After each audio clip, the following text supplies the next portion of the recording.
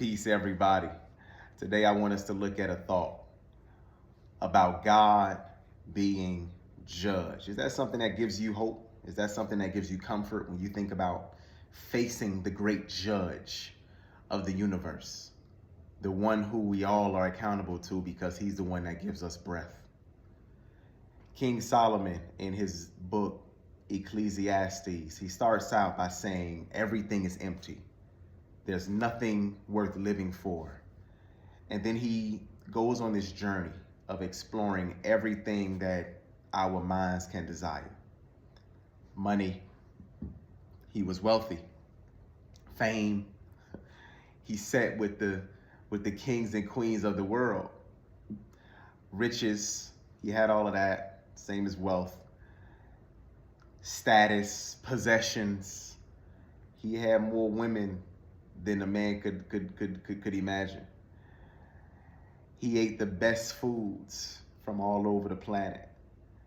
Yet he ends his letter by saying, let us listen to the conclusion of the whole matter.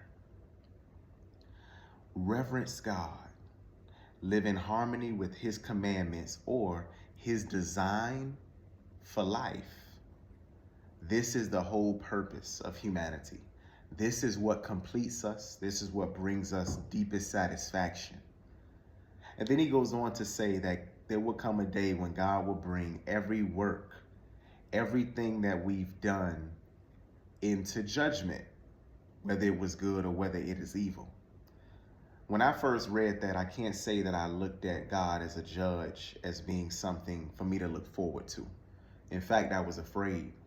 Because if he's going to bring into account everything that I've done that was evil, to me, I've done more evil than good at the time. It just wasn't something I was looking at with peace.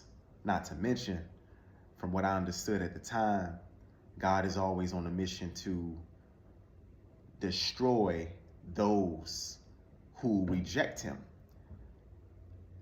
So that also tainted my view. But let's take a look at some thoughts.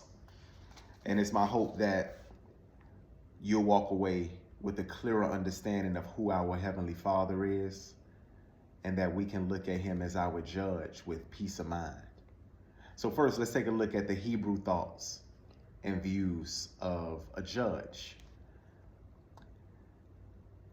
According to the Hebrews, judges were responsible for deciding, governing, vindicating, setting things right. You ready for the last two? Delivering and revealing truth. Amazing. Now, when it comes down to us looking at God as judge, there are two dominant views. One is the imposed view. The other one is the consequential or design view. Let's look at the imposed view and let me know in the comments which view makes most sense to you. So imposed. This one says that God personally inflicts consequences. God directly executes justice. His wrath is seen as his active response to sin. And with this view, sin is dangerous because God punishes it. Imposed view. Now let's take a look at some points from the consequential design view. Under this view, God declares reality and allows people to experience the results of their choices. He reveals truth and the natural outcomes that flow from our decisions. For example, separation naturally leads to death. Wrath, under this view, is God withdrawing his protection and allowing us to experience consequences. And lastly, sin is dangerous because it destroys life by its very nature. Imposed view of God as judge versus consequential or design view of God as judge. I asked you which view makes more sense to you, but I don't want to end with that question.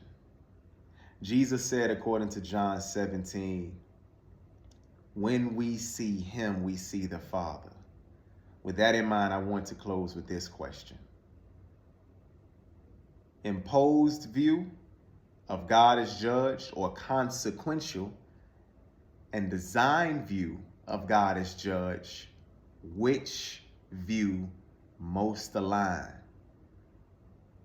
with Christ? I hope to hear your comments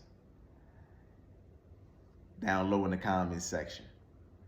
Be blessed, be encouraged. Let's continue to grow in the knowledge of the one true living God, who alone is worthy of the highest worship, of the highest devotion, of our highest affection.